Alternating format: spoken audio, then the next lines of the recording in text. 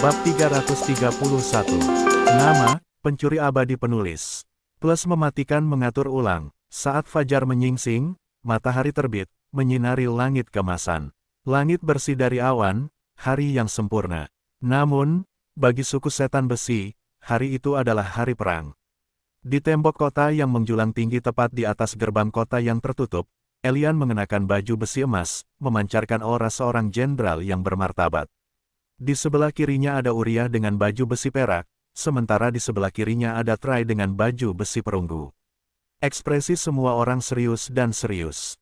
Mereka semua tahu bahwa pada hari ini pertempuran sampai mati akan dimulai dan kelangsungan hidup seluruh suku mereka semata-mata bergantung pada kehebatan mereka. Jika mereka kalah, mereka akan menjadi sejarah dan dilupakan, seperti banyak suku lainnya. Kepala suku, di timur laut kita. Seorang tetua dengan cepat melaporkan. Mata semua orang bergerak ke arah yang ditunjuk, dan mereka melihat awan senja besar naik dari arah itu. Mereka datang. Elian dengan sungguh-sungguh menyatakan, siapkan para pemanah. Kita akan menembak jatuh bajingan-bajingan itu sebelum mereka mendekati tembok kota. Trai memerintahkan dengan dingin. Dia adalah seorang ahli dalam memanah, jadi komando para pemanah secara alami berada di bawahnya. Tunggu sampai Lord Lev Ocean Spear mengumumkan pernyataan resminya. Elian berkata dengan tenang, tantangan perang gelar suku bangsawan memiliki sedikit aturan. Selama satu suku muncul sebagai pemenang, mereka akan mendapatkan gelar resmi suku bangsawan. Aturan yang paling penting adalah, pertama, tantangan perang harus dipantau dan dievaluasi oleh pihak netral dengan status bangsawan yang sama atau lebih tinggi daripada pihak pembela dan penyerang. Perang dapat dievaluasi oleh satu evaluator, atau maksimal 3 evaluator. Kedua, bantuan eksternal tidak diperbolehkan. Pelanggar akan dinyatakan kalah jika ketahuan melanggar aturan ini. Ketiga, begitu perang dimulai, siapapun yang mengganggu atau mencoba menghentikannya akan dianggap sebagai pelanggar dan dihukum mati. Keempat, harta eksternal, seperti formasi, susunan, perangkap, dan sebagainya, tidak dilarang. Kelima, jika suatu suku menyerah di tengah perang, suku pemenang akan menjadi tuan mereka, dan mereka dapat melakukan apa saja dengan harta tersebut. Keenam, jika tantangan juga merupakan tantangan kematian, maka tantangan itu tidak akan berhenti sampai di situ saja dan aturan kelima tidak berlaku di sini. Ada juga banyak aturan lain, tetapi aturan itu dibuat untuk para pejabat guna menangani akibat perang dan juga beberapa aturan untuk membuat tantangan perang ini seadil mungkin. Namun semua orang tahu tidak ada keadilan di dunia ini. Awan debu yang melesat menuju kota setan besi berhenti 1000 meter jauhnya. Debu itu dengan cepat mengendap, memperlihatkan pasukan yang terdiri dari ratusan ribu orang yang tersusun rapi dalam formasi blok. Di bagian paling depan pasukan yang sangat besar ini terdapat sekelompok kecil binatang iblis ganas yang tampak seperti beruang raksasa. Namun, beruang-beruang ini memiliki bulu hitam keemasan yang ditutupi oleh baju besi tebal, dan mereka tampak seperti beruang perang ketika seseorang melihat wajah-wajah ganas mereka yang ditutupi oleh helm perang. Di bagian paling depan kelompok ini, di atas beruang perang ini, duduklah seorang iblis tinggi yang memancarkan perasaan seperti gunung yang tak tergoyahkan. Tangannya yang kuat dan berbentuk kait terkepal kuat di sekitar tali kekang dan lengannya panjang untuk iblis normal, lengannya sangat besar. Kulitnya hitam, dan dia memiliki rambut abu-abu abnormal yang tumbuh di sekujur tubuhnya, seperti bulu. Hanya mata, hidung, dan bibirnya yang terlihat dalam bentuk T, sementara seluruh tubuhnya ditutupi oleh bulu abu-abu ini. Dia memiliki sepasang tanduk kambing hijau kecil yang tumbuh dari kulit kepalanya. Dia mengenakan baju besi hijau yang tebal. Iblis ini adalah kepala suku iblis Gibbon gelap, Dustin Gibbon, seorang kultivator inti sungai emas Ki Puncak. Dustin dengan sungguh-sungguh menatap bagian atas tembok kota dengan bola matanya yang abu-abu gelap, dengan ekspresi serius. Dia dapat dengan jelas melihat Elian, yang juga menatap langsung ke matanya yang dingin. Bibir Dustin tiba-tiba terangkat membentuk senyum mengejek dan berkata, musuh kita tampaknya cukup kuat, harus kukatakan. Bagaimana menurutmu, Gianni? Iblis siamang gelap lainnya, yang juga menunggangi beruang perang, tersenyum menghina, ayah. Berikan saja perintah kepadaku dan aku akan membelah tembok kota itu. Iblis siamang gelap ini memiliki bulu abu-abu keperakan dan bola mata abu-abu keperakan dan baru saja memanggil Dustin sebagai ayah. Dia adalah jenius dari suku iblis Siaman Gelap dan orang berikutnya yang akan mewarisi posisi ayahnya sebagai kepala suku, Gianni, seorang kultivator inti Sungai Peraki yang merupakan satu-satunya yang telah membangkitkan elemen gempa bumi. Sekarang, anakku, kota itu akan menjadi benteng kita di masa depan, jadi jangan membuat terlalu banyak kerusakan, atau kita harus mengerahkan sumber daya yang tenang untuk membangunnya kembali. Dustin hanya terkekeh seolah-olah dia dimarahi oleh putranya, tetapi siapapun dapat mengetahui dari nadanya bahwa dia hanya bercanda. Senyum menghina Gianni melebar saat dia berkata dengan keras sambil mengisi suaranya dengan ki, "Ini juga bagus, ayah, kurasa suku kita tidak membutuhkan tembok sampah itu. Hanya pengecut yang bersembunyi, dan kita, siamang besar, bukanlah pengecut."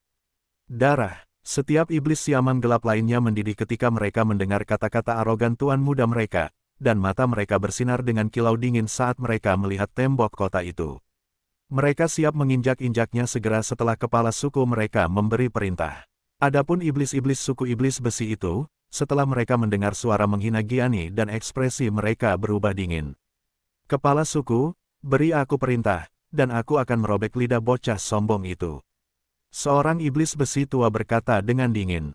Iblis pada dasarnya liar dan sombong, meskipun mereka beradab, mereka masih kejam dan haus darah sampai ke inti dan sangat sombong. Dustin tiba-tiba tertawa terbahak-bahak saat ini dan berteriak, "Hahaha, kau benar, anakku, kita tidak butuh beberapa suku rendahan seperti tempurung kura-kura."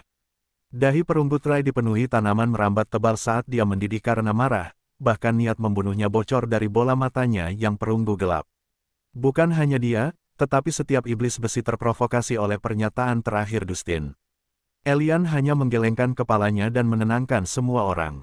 Mereka hanya memprovokasi kalian untuk membuat langkah yang salah dan menggunakannya untuk keuntungan mereka. Elian dengan dingin menatap pasukan besar di belakang Dustin dan mencibir dengan suara menghina, "Aku tidak tahu kepala suku Gibbon adalah orang yang begitu fasih." "Yah, aku juga mengerti, karena mereka tidak akan mengajarkan sopan santun di pegunungan." Ekspresi gembira Dustin berubah setelah mendengar kata-kata Elian. Dia secara tidak langsung menyebut sukunya sebagai orang barbar, yang cukup memalukan karena secara langsung menempatkan sukunya dan iblis-iblis yang tidak punya pikiran itu ke dalam kategori yang sama. Ekspresi gembira para siamang lainnya juga berubah menjadi buruk, karena mereka ingin bergegas keluar dan mencabik-cabik Elian. "Oh, sepertinya semua orang akur, ya." Sebuah suara yang kuat terdengar saat ini. Tidak ada yang berani berbicara saat ini.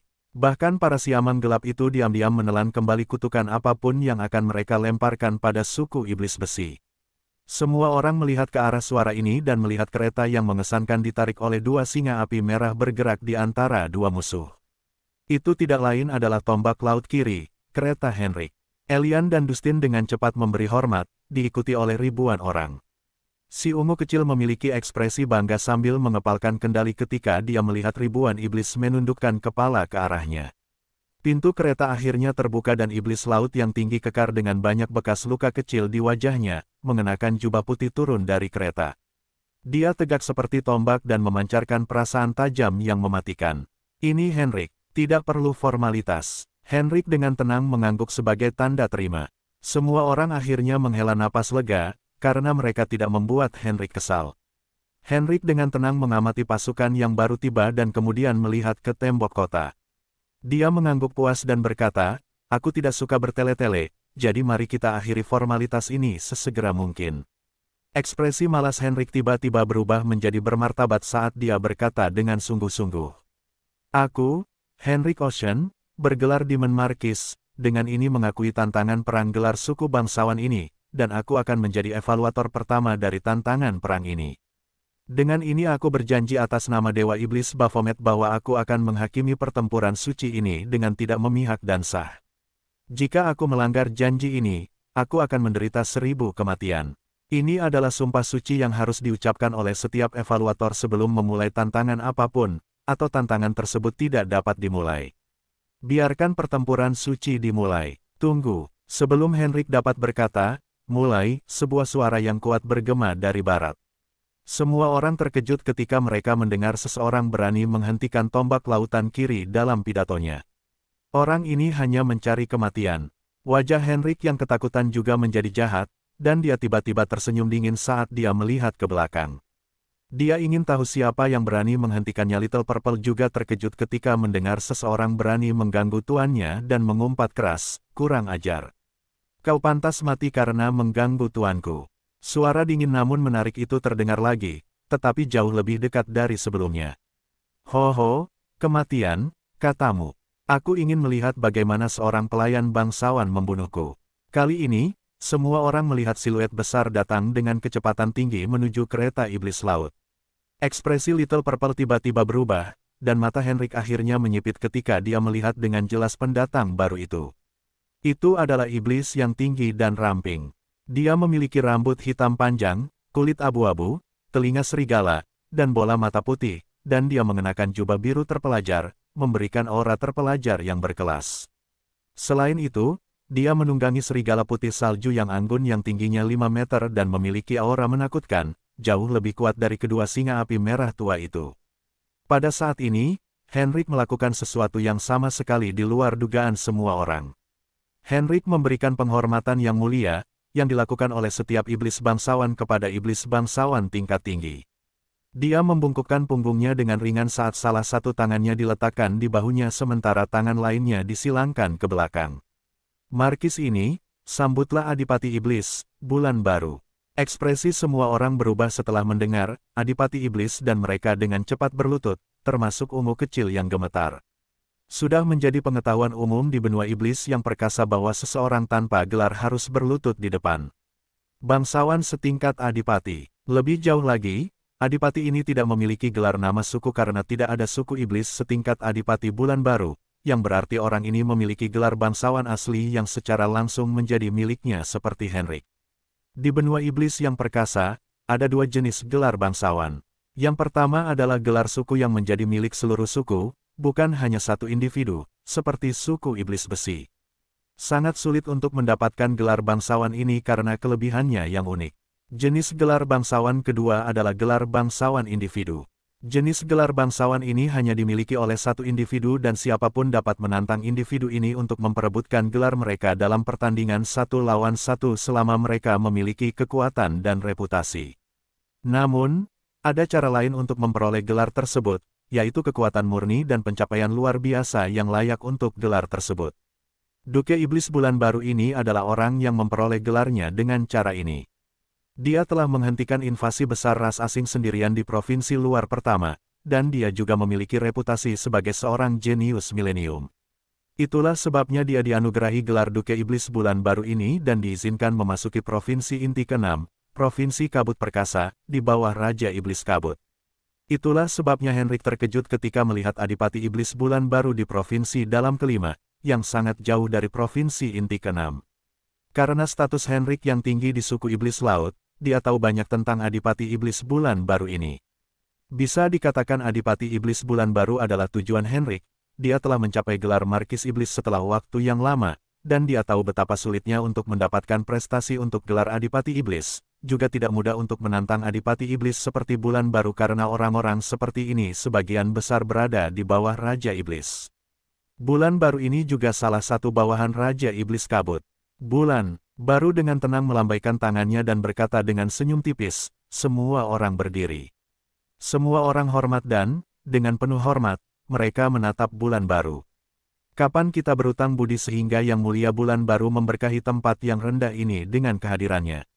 Henrik bertanya dengan sopan. Dia tahu orang ini tidak datang dengan niat baik dan tuannya, Levi, tidak datang untuk mengawasi orang ini, jadi dia harus berhati-hati. Newmoon tersenyum lembut sambil berkata, "Sebelum aku menjawab pertanyaanmu, apa yang akan kau lakukan terhadap budak yang baru saja memberiku hukuman mati ini?" Si ungu kecil tercabik-cabik ketika dia merasakan niat jahat dalam suara lembut Newmoon. Sebelum dia bisa bersujud dan memohon ampun, seberkas cahaya biru melintas di kepala si ungu kecil, dan sesaat kemudian, tubuhnya yang tak bernyawa mendarat di tanah. Dia pantas mati karena menyinggung seorang Adipati Iblis. Aku harap, Yang Mulia, mohon maafkan aku karena memperlihatkan kejadian seperti itu. Suara Henrik masih sopan. Ketika para iblis di kedua belah pihak melihat Henrik membunuh pelayannya sendiri tanpa ragu sedikit pun, mereka merasa tenggorokan mereka kering. Ini terlalu kejam. Hahaha, Memang reputasimu mendahuluimu, tombak laut kiri dari suku iblis laut. Nyu Mun hanya tertawa dan tidak melanjutkan masalah ini karena si pelaku sudah mati. Bagaimana kalau kau bekerja di bawahku di Provinsi Mighty Mist? Aku selalu menghargai bakat seperti milikmu. Nyu Mun menawarkan dengan senyum lembut di wajah iblisnya. Henrik membungkuk sopan sambil berkata, itu semua hanya rumor belaka, Yang Mulia. Mengenai tawaran Anda, saya harus menolaknya dengan sopan karena rumah saya adalah suku iblis laut. Namun, saya bersyukur bahwa di Menduke sangat memuji iblis kecil ini. Sayang, sekali kalau begitu, Nyu Mun tidak mempermasalahkan jawaban Henrik. Dia paling mengagumi karakter lugas seperti ini. Nyu Mun akhirnya melihat sekelilingnya dan ketika kedua kepala suku melihat di Menduke ini melihat ke arah mereka dengan senyum lembut, jantung mereka hampir berhenti berdetak. Mereka tidak berani menunjukkan ketidaksopanan apapun, atau mereka akan berakhir seperti ungu kecil yang tak bernyawa di sana. Saya akan jujur dengan Markis Iblis Anda Henrik, saya di sini atas perintah Yang Mulia, Raja Iblis Kabut untuk mengamati tantangan perang ini sebagai evaluator. Bagaimana menurut Anda? Nyu Mun kembali menatap Henrik.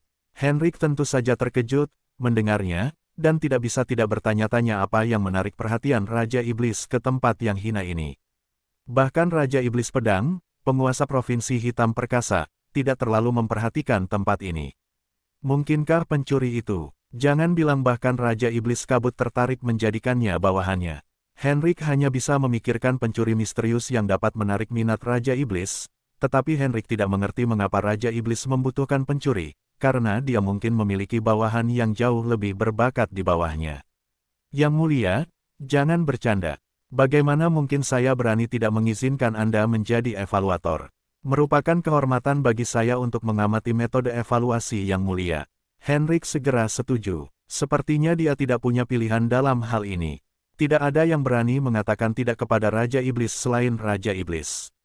Bagus. Apa pendapat kalian berdua? Apakah kalian keberatan jika aku menjadi evaluator? Nyu Mun tersenyum lembut ke arah Elian dan Dustin. Tidak, ini pemilik orang rendahan ini, Yang Mulia. Dustin dengan cepat berkeringat dan menjawab. Anda pasti bercanda. Saat aku mengatakan tidak, aku akan berubah menjadi debu. Ya, Yang Mulia, merupakan kehormatan sukuku untuk menghibur Yang Mulia. Elian juga dengan cepat setuju. Baiklah, Nyu Mun mengangguk puas. Ekspresi Nyu Mun berubah bermartabat saat ini saat dia mengambil sumpah evaluator. Aku, Harold Wolf, bergelar di Menduke, dengan ini mengakui tantangan perang gelar suku bangsawan ini, dan aku akan menjadi evaluator kedua dari tantangan perang ini. Aku berjanji atas nama Dewa Iblis Baphomet bahwa aku akan menilai pertempuran suci ini dengan tidak memihak dan sah. Jika aku melanggar janji ini, aku akan menderita 1000 kematian. Biarlah pertempuran suci dimulai. Boom, boom, boom.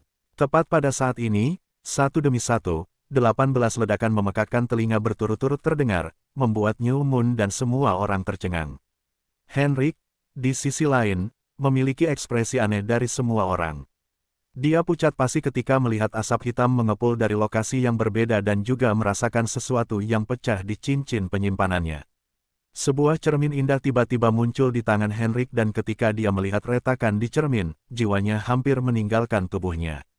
Cermin ini tidak lain adalah formasi mata iblis, badan formasi utama, yang terhubung dengan 18 sumber kecil. Meskipun, formasi mata iblis yang sebenarnya utuh selama cermin ini masih utuh. Tetapi 18 sumber itu juga penting karena, tanpa mereka, formasi mata iblis ini kehilangan jangkauannya yang sangat luas. Lebih jauh lagi, karena ke-18 sumber hancur pada saat yang sama, formasi yang sebenarnya menerima serangan balik yang besar, dan sekarang rusak parah. Sekarang hanya seorang rune crafter kelas 3 rendah yang dapat memulihkannya dan membuat sumber baru, hanya jika suku iblis laut memiliki cetak biru formasi ini atau formasi mata iblis ini sudah hampir musnah. Bahkan jika mereka memiliki cetak biru formasi mata iblis ini, akan menghabiskan banyak uang untuk menyewa seorang rune crafter formasi kelas 3 rendah karena mereka semua berada di King Domain.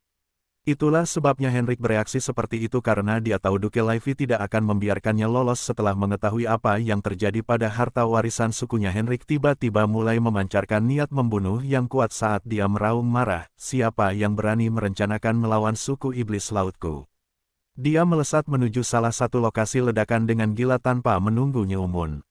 Nyumun juga merasakan ada yang tidak beres dan ketika dia melihat cermin retak di tangan Henrik, dia tercengang setelah melihat simbol rune yang padat di bingkai cermin. Dia dengan cepat memahami apa yang telah terjadi dan tentang apa ledakan itu dan merenung, seseorang baru saja meledakkan titik sumber formasi ini. Apakah ini targetku? Nyumun juga kabur ke arah lokasi ledakan. Dia ingin menemukan orang itu sebelum mereka bisa melarikan diri, sama seperti Henrik. Mereka berdua berpikir bahwa satu orang tidak dapat meledakkan banyak sumber formasi sekaligus, yang berarti ini adalah serangan terkoordinasi dan mungkin ada lebih dari satu orang. Henrik ingin memotong pelakunya menjadi jutaan keping, sementara Nyumun ingin melihat apakah orang ini adalah targetnya atau terkait dengan targetnya dengan cara apapun. Elian dan Dustin juga tersadar dari lamunan mereka dan mendapati dua orang jagoan itu menuju ke arah ledakan yang berbeda. Mereka bukan orang bodoh, dan mereka tahu sesuatu telah terjadi. Uria, Trai, ikuti aku untuk menyelidiki salah satu arah ledakan ini. Kita harus menolong kedua raja. Elian bereaksi cepat. Dia tahu jika dia bisa mendapatkan pengakuan dari Demon Duke Nyumun, sukunya mungkin bisa keluar dari bencana ini tanpa cedera. Ekspresi Dustin juga berubah ketika dia melihat kepala suku Iron Demon dan iblis besi lainnya turun dari tembok dan langsung menebak apa yang mereka rencanakan. Dia dengan cepat menyalak, Gianni, Laurel, ikuti aku. Kita harus menangkap pelakunya untuk mendapatkan dukungan para raja itu.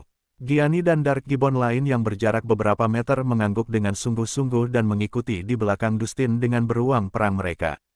Semua orang melupakan tantangan perang saat ini. Di tembok kota besi, di tepi timur, sosok berdiri tegak tepat di tepi tembok yang luas. Sosok itu mengenakan tudung gelap di kepalanya sementara mantel panjangnya berkibar tertiup angin. Ada jejak burung hantu biru tua di bagian belakang mantelnya.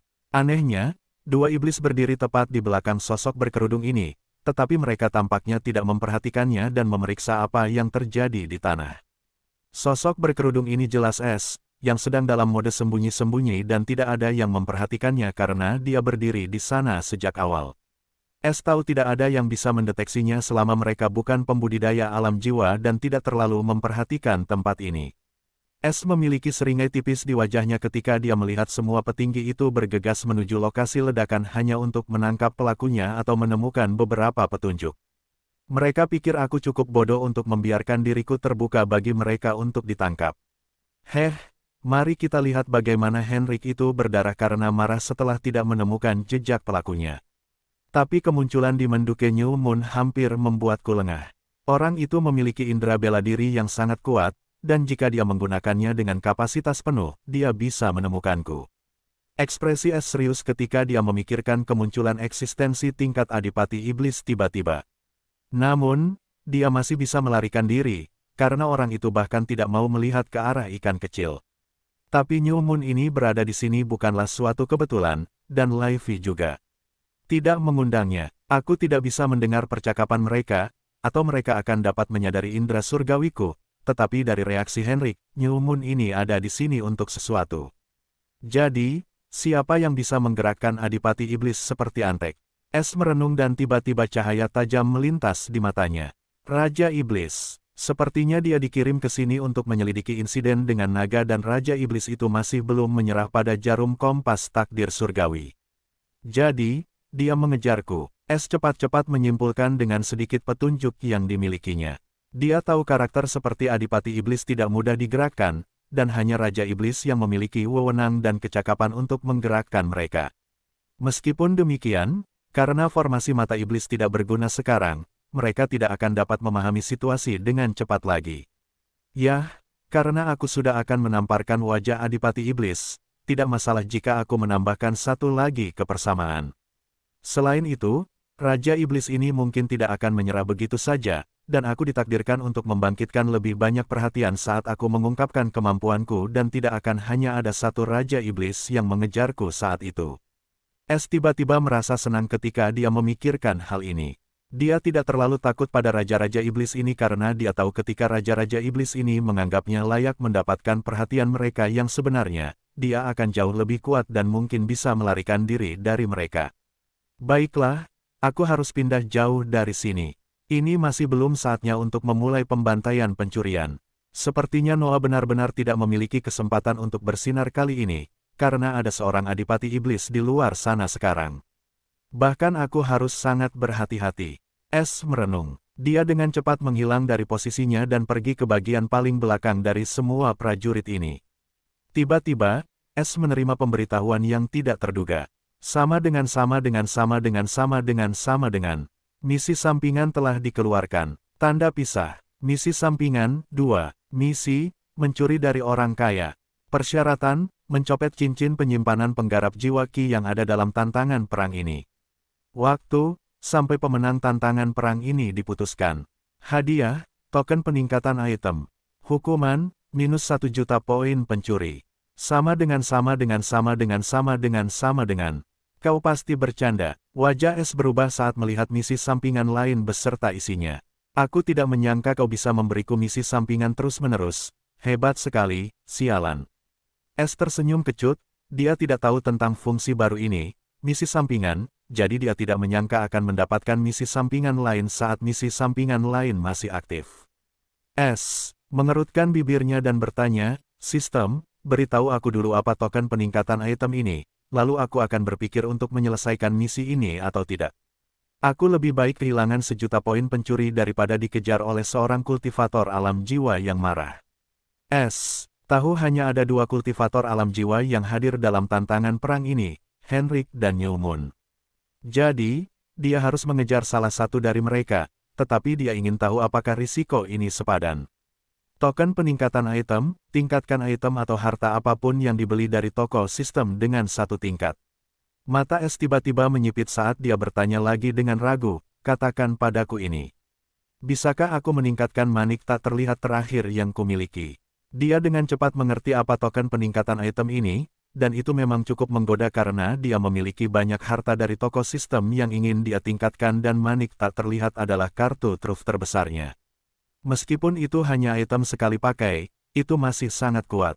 Tetap saja, satu-satunya batasannya adalah batas waktu 1 menitnya. Ya, jantung S berdebar kencang ketika dia mendengar suara konfirmasi. Sistem, dan matanya menjadi tajam saat sebuah pikiran muncul di benaknya. Aku harus menyelesaikan misi sampingan ini. Dengan ini, seluruh rencananya untuk menyebabkan pembantaian pencurian berubah dan semua fokusnya beralih ke satu orang, Henrik.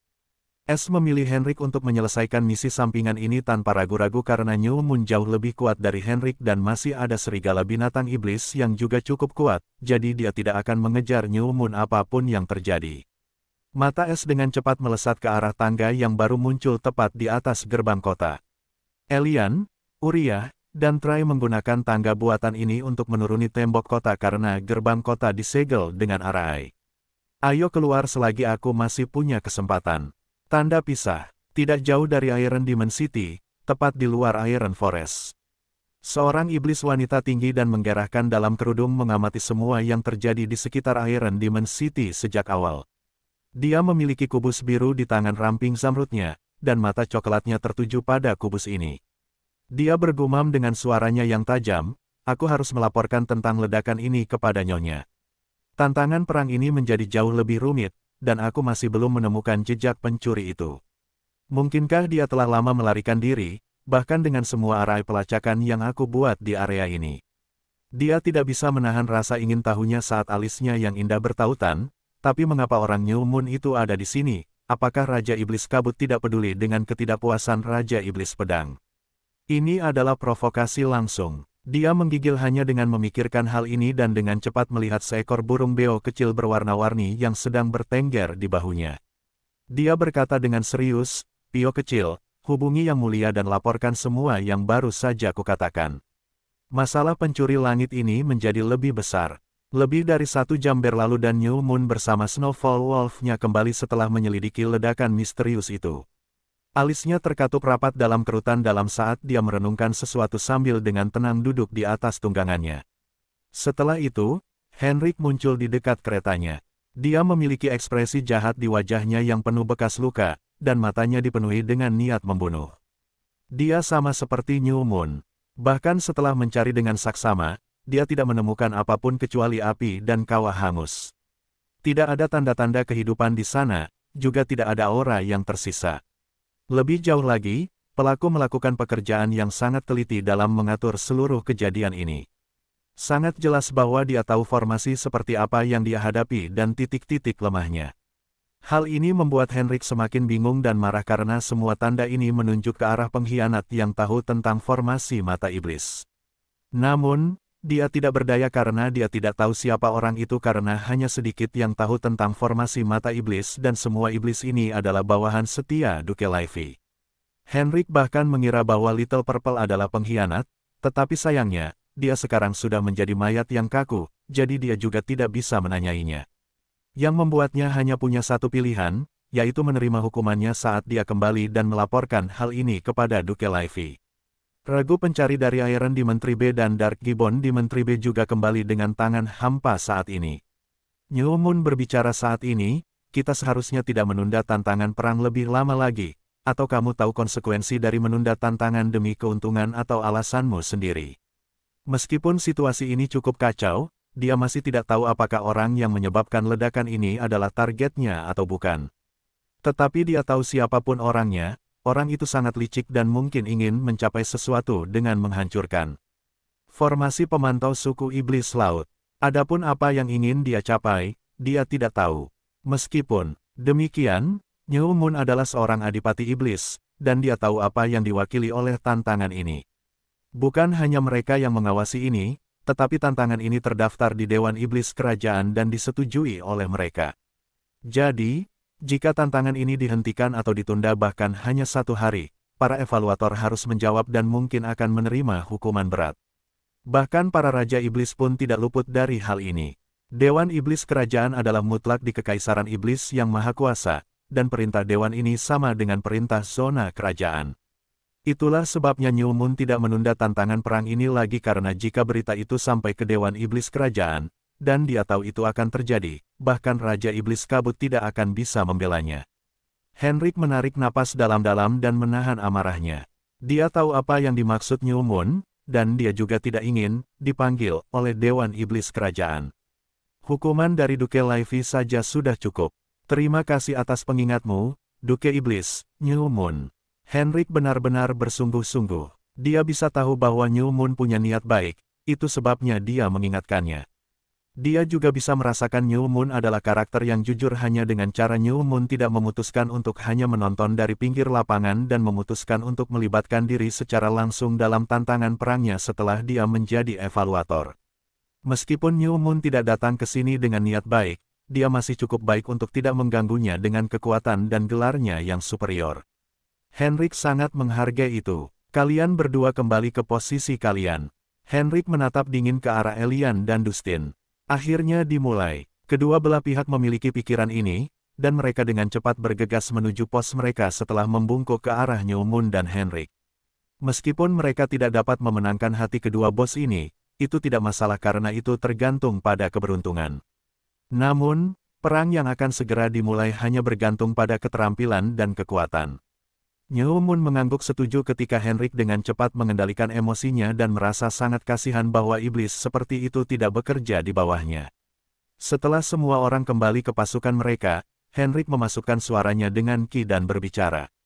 Saya, evaluator pertama, dengan ini, menyatakan tantangan perang ini secara resmi dimulai. Setelah itu, New Moon dan Henrik pergi ke arah yang berlawanan, sehingga mereka dapat mengamati dari kedua sudut. New Moon, pada saat ini, mengeluarkan kubus putih indah yang diisi dengan rune biru. Dia dengan cepat mengaktifkannya dengan ki-nya dan semua rune di atasnya menyala dalam cahaya biru sebelum 20 lempengan rune biru kecil mulai muncul dari kubus membentuk lingkaran. Berpencar, perintah New Moon sebelum ke-20 lempengan rune melesat ke langit dan tersebar di sekitar kota iblis besi. Dan tidak ada yang bisa melihatnya di langit karena mereka sepenuhnya disintesis dengan langit kemasan. Meskipun formasi pengawasan elang ini membakar sejumlah besar batu ki tingkat puncak 2, namun dengan ini, aku dapat dengan mudah menemukan anomali jika muncul dalam rentang formasi ini. Apapun di atau di bawah, inti sungai berlian ki atau alam jiwa ki emas tahap awal tidak dapat bersembunyi dari deteksi formasi ini. Mari kita lihat apakah pencuri langit itu masih bersembunyi di sini atau tidak. Bibir New Moon melengkung menjadi senyum iblis ketika dia memikirkan targetnya. Dia datang dengan persiapan dan dari sumber daya Raja Iblis Kabut, mereka menyimpulkan pencuri itu masih di sini bersembunyi di kota karena seluruh wilayah ini diawasi dengan ketat oleh burung beo yang maha tahu, yang tidak akan membiarkan seekor lalat pun lolos. Itulah sebabnya dia dikirim ke sini untuk menangkap pencuri itu dan membawanya kembali ke Raja Iblis, entah hidup atau mati. Tanda pisah. S menyaksikan semua drama itu dari sudut. Dia cukup jauh dari deteksi kedua pembudidaya alam jiwa. Setelah deklarasi perang resmi Henrik, S melihat Henrik dan New Moon bergerak ke arah yang berbeda, dan secara kebetulan, Henrik datang sambil duduk di atap keretanya. Yah, ini membuatnya agak lebih mudah, kurasa, pikir S sambil tersenyum tipis. Namun, pada saat ini, indera jiwanya berdering dalam keadaan waspada dan hatinya hancur. Dia berlari ke arah yang berlawanan dari tembok kota, dan hanya ketika dia berada 1000 meter jauhnya, rasa bahaya itu hilang. S dengan muram melihat ke arah langit dengan matanya yang menghancurkan jiwa. Meskipun dia tidak melihat sesuatu yang aneh, dia samar-samar bisa melihat gelombang yang memancar dalam skala kecil. Formasi pengawasan lain dan jauh lebih kuat dari formasi mata iblis. Ini pasti milik orang New Moon itu. Ekspresi S tidak terlalu bagus saat dia merasakan formasi ini akan mampu menembus kemampuan silumannya, dan jika dia sedikit terlambat dalam berlari, formasi baru itu pasti akan menemukannya. S melihat Henrik tidak bereaksi sama sekali, yang berarti dia tidak menyadari formasi ini. Indra jiwa S menjadi jauh lebih kuat setelah dia membuka bagian rahasia dari teknik kultivasi jiwanya. Lebih jauh lagi, formasi ini lebih lemah terhadap para kultivator jiwa dan itulah mengapa S mampu mendeteksinya tepat waktu, atau jika formasi ini adalah formasi pengawasan jiwa, bahkan indera jiwanya tidak dapat mendeteksinya dan hanya indera surgawinya yang mungkin dapat mendeteksinya. S sekali lagi harus berterima kasih kepada keberuntungannya untuk kali ini, tetapi dia juga tahu dia tidak bisa selalu bergantung pada keberuntungan dan ketika suatu hari keberuntungannya habis, dia akan hancur. Meskipun demikian, S tahu formasi tipe jiwa terlalu langka dan peluangnya untuk bertemu dengannya cukup rendah karena tidak ada yang mau menggunakannya. Pada pencuri seperti dia selama tidak ada yang menganggapnya layak. Karena formasi jiwa berbahan bakar paling langka, Soul Stone, yang bahkan lebih langka dari material jiwa. Setiap kali batu jiwa muncul, batu itu akan langsung direbut oleh para pembudidaya jiwa atau perajin rune, tidak peduli pangkatnya. Batu jiwa ini hanya dijual dalam pelelangan besar di Kingdom Mines. S memperhatikan Henrik berhenti 400 meter dari posisinya, yang masih dalam deteksi formasi misterius ini. Dia tidak bisa memasuki sekitar formasi ini apapun yang terjadi, atau dia akan mencari kematian. Pada saat ini, suara genderang perang yang menggelegar bergema di area tersebut, yang menarik perhatian semua orang. Itu pertanda bahwa perang akan segera dimulai.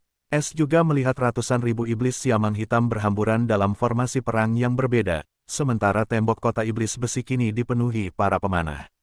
Try terlihat memegang busur panjang perunggu, berdiri dengan hikmat di depan para pemanah ini.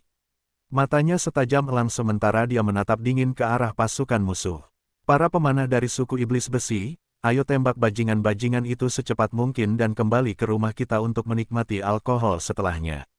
Seru Try sambil menarik tali busurnya yang luar biasa, dan anak panah ki perunggu yang terang terbentuk.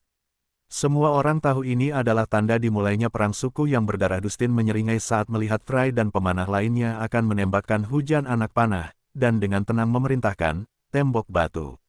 Lebih dari ribuan setan siamang gelap berbulu hijau maju dan meletakkan tangan mereka di tanah dan seketika dinding batu mulai menjulang. Namun, Try tampaknya tidak terpengaruh oleh dinding batu ini dan hanya terkekeh dingin.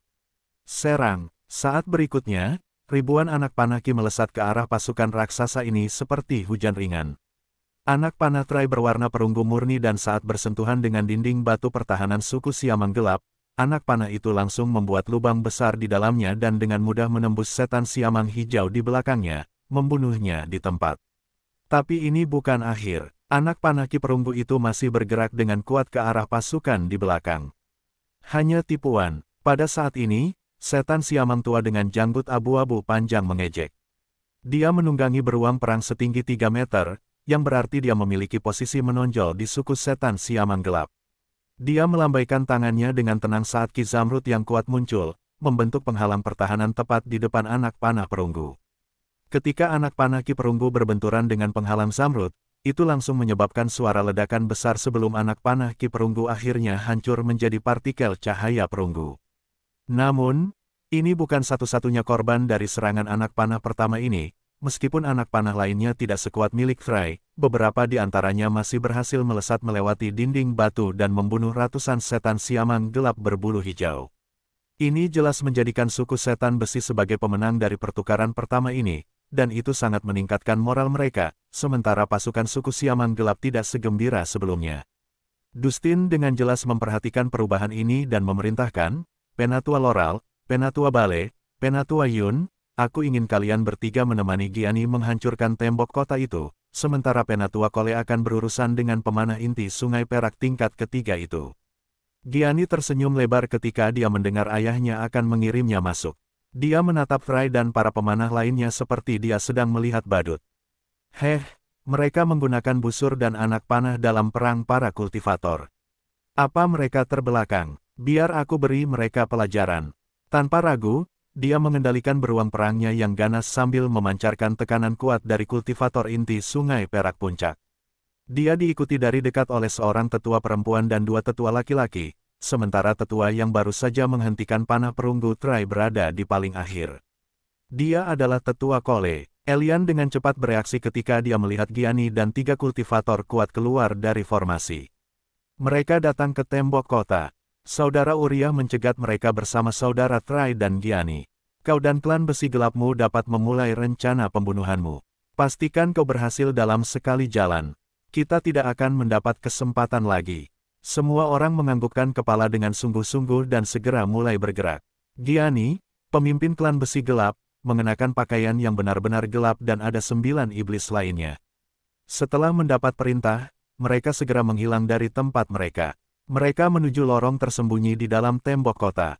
Ini adalah rencana mereka untuk keluar dari tembok kota secara diam-diam dari lorong tersembunyi dan membunuh Gianni, yang memiliki elemen gempa bumi. Elian dan Dustin tidak bergerak, karena saat itu bukan saatnya bagi mereka, mereka juga tidak menggerakkan pasukan mereka. Elian memiliki keuntungan besar karena pasukan sukunya sepenuhnya aman tepat di belakang tembok kota, sementara pasukan suku Dustin berada tepat di tempat terbuka. Itulah sebabnya menghancurkan tembok kota adalah prioritas utama suku iblis siamang gelap, atau mereka tidak dapat memanfaatkan pasukan mereka yang besar. Ini adalah salah satu alasan mengapa tantangan perang itu begitu sulit. Pihak yang bertahan, memiliki keuntungan yang jelas dari wilayah kandang, sementara pihak yang menantang harus bekerja keras melewati semua langkah pertahanan musuh. Itulah sebabnya hanya suku yang paling kuat yang berani mengajukan tantangan perang untuk mendapatkan gelar suku bangsawan sementara mendapatkannya dari Dewan Iblis Kerajaan sangatlah sulit. Hanya suku-suku dengan potensi dan prestasi besar yang memenuhi syarat. S mengamati dengan saksama pertukaran iblis pertama ini dan merasa bingung karena dia pikir mereka akan langsung saling bertarung, menyebabkan pertempuran yang sangat kacau, tetapi pihak lain tampaknya bermain aman dan dengan hati-hati memutuskan langkah selanjutnya. Bahkan dia merasa pertempuran ini layak untuk ditonton. Dia belum pernah melihat seorang pemanah beraksi sebelumnya, dan dia dapat mengatakan bahwa Try adalah pemanah yang sangat kuat dan berpengalaman, dan para pemanah lainnya juga tampaknya dilatih olehnya. Hanya seorang ahli yang dapat mendidik seorang ahli. S mengangguk mengerti. Namun, matanya tiba-tiba beralih ke kereta besar suku iblis laut dan Henrik, yang juga mengamati pertempuran dengan saksama, sementara tenggelam dalam pikirannya sendiri. S tidak melupakan targetnya sendiri saat menikmati pertunjukan perang yang megah. Namun, dia tidak berani bergerak sembarangan karena formasi pengintaian yang dipasang oleh New Moon. Dia tidak dapat melihat bayangan New Moon atau tunggangannya, tetapi dia tahu bahwa si manusia serigala sedang mengawasi dari suatu tempat. Dia tidak dapat masuk dalam radius formasi ini atau kemampuan silumannya akan menjadi tidak berguna. Jika aku dapat memperpendek jarak kita menjadi 200 meter, aku memiliki kesempatan untuk mencopet cincin penyimpanan orang biru ini dan menyelesaikan misi sistem. Namun, aku tidak akan dapat kembali ke tempat persembunyianku, dan aku harus melarikan diri ke tempat lain. Namun, Noah masih berada di dalam tempat persembunyian dan jika aku tidak kembali, dia mungkin akan keluar dan, dengan formasi itu, dia akan langsung ketahuan. Aku harus memperingatkannya. Setelah memikirkan hal ini, Es segera mengeluarkan misi yang lebih merupakan pesan peringatan. Dia tidak ingin Noah tertangkap, dia tidak akan bisa beristirahat jika itu terjadi.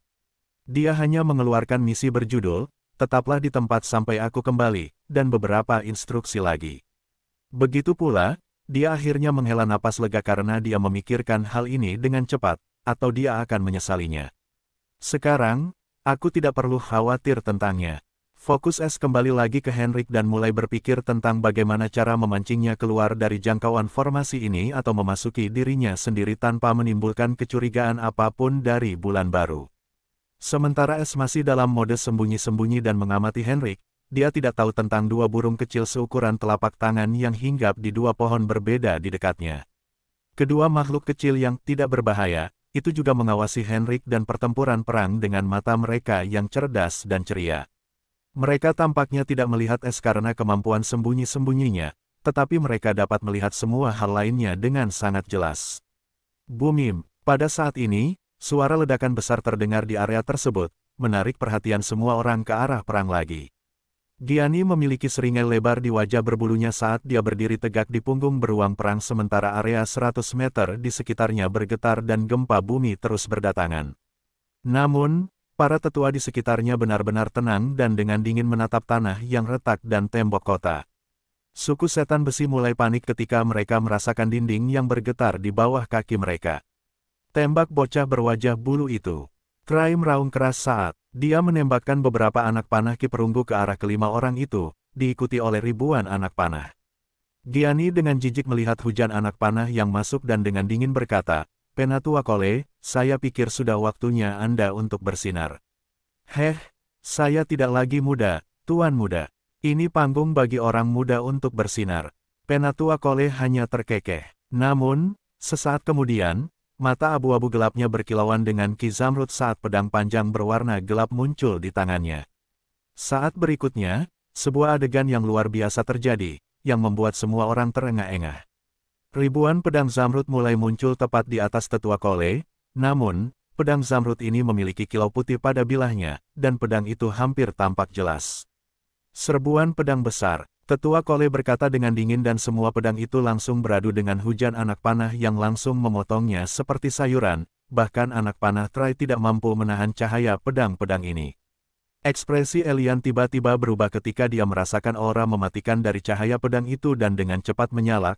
Semua orang menghindari dengan segala cara pedang-pedang itu memiliki weapon intent, di dalamnya, hanya weapon intent yang bisa melawan weapon intent.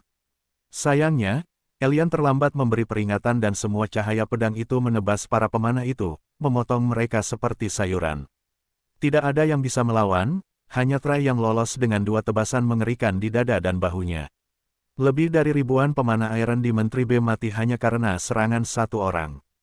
Fokus semua orang beralih ke tetua iblis Siamang tua yang memegang pedang hitam dengan ekspresi tenang di wajahnya yang keriput, tetapi ada sedikit penghinaan di matanya saat dia melihat Iron di Menteri B yang pucat. Ekspresi Elian serius, dengan sedikit ketakutan yang tersembunyi di matanya. Dia berteriak, semua orang meninggalkan tembok kota. Tidak seorang pun tampaknya tidak setuju dengan keputusan Elian setelah mereka melihat dan mengalami niat senjata Penatua Kole. Elian dan beberapa orang berpengetahuan lainnya tahu bahwa memahami niat senjata bukanlah lelucon atau seseorang tidak dapat memahami niat senjata hanya karena mereka menginginkannya. Niat senjata seperti jenis ki khusus yang hanya dapat dipahami dengan senjata dan penguasaan senjata tingkat atas serta kepekaan pertempuran. Beberapa orang mencoba memahami niat senjata sepanjang hidup mereka tetapi gagal, sementara beberapa orang tanpa sadar memahaminya. Niat senjata seperti kesempatan beruntung yang hanya dapat datang tiba-tiba dan jika seseorang dapat memahaminya pada saat itu, mereka akan langsung terbang ke surga, atau mereka akan menyesalinya jika mereka melewatkan momen itu. Namun, siapapun yang dapat memahami niat senjata dianggap sebagai jenius di antara para jenius jalur senjata, bahkan dalam ras iblis. Para jenius yang memahami niat senjata ini dikenal sebagai penggarap senjata. Seorang kultivator senjata yang telah memahami sebuah niat senjata tidak terkalahkan di alam yang sama dan bahkan dapat bertarung lintas alam. Seharusnya, seorang kultivator senjata harus tidak takut, atau itu akan secara langsung memengaruhi niat mereka. Selain itu, sangat sulit untuk memblokir serangan yang dipenuhi dengan niat senjata. Itulah sebabnya ada pepatah di dunia kultivasi, hanya niat senjata yang dapat menghadapi niat senjata sepenuhnya. Sekarang suku setan besi sedang berperang melawan musuh yang memiliki niat senjata eksentrik di antara barisan mereka, jadi bagaimana mungkin Elian tidak merasa putus asa? Yang bisa dia lakukan sekarang adalah meninggalkan tembok kota dan mencoba menyingkirkan kultivator senjata ini sesegera mungkin, atau perang ini hanyalah tujuan yang sia-sia. Di sebelah barat medan perang ini, seekor serigala salju besar sedang beristirahat di bawah pohon besar, dan ada iblis yang duduk bersila tepat di sampingnya. Ekspresi New Moon muram saat dia melihat sebuah kubus di tangannya. Dia tiba-tiba bergumam dengan sedikit rasa lega, dia belum memahami niat pedang penuh, dan hanya memahami setengah niat pedang, atau tembok itu akan terpotong menjadi dua sekarang jika dia memahami niat pedang penuh seperti orang itu. New Moon, seorang adipati iblis, tiba-tiba bergidik pada saat ini ketika sebuah kenangan menakutkan muncul di benaknya. Sepertinya iblis tua itu berada di akhir masa hidupnya dan karena suatu kebetulan, dia memahami setengah niat pedang, atau dia tidak akan menjadi karakter yang begitu kecil dari suku yang bengis. Sayang sekali, jika dia lebih muda, bahkan Raja Iblis akan bertarung hanya untuk mendapatkan kesetiaannya. New Moon menggelengkan kepalanya karena kasihan dan mulai mengamati pertempuran itu lagi. Dia tahu siapapun yang berpengalaman akan memiliki pemikiran yang sama dengannya, atau bahkan dia harus memperlakukan iblis tua ini dengan hormat jika dia penuh dengan potensi. Di sisi timur, Henrik juga memiliki reaksi yang sama seperti New Moon, dari keterkejutan sesaat hingga rasa kasihan. Dia tahu Duke Levi mungkin tahu tentang pembudidaya pedang ini dan potensinya yang terbatas, atau Duke Levi akan menawarkan apapun kepada pembudidaya pedang ini untuk kesetiaannya. Meskipun demikian, hal itu membuat tantangan perang ini lebih menarik dengan pembudidaya pedang ini yang telah memahami setengah niat pedang. Banyak yang bisa mendapatkan manfaat darinya di jalur pembudidayaan senjata.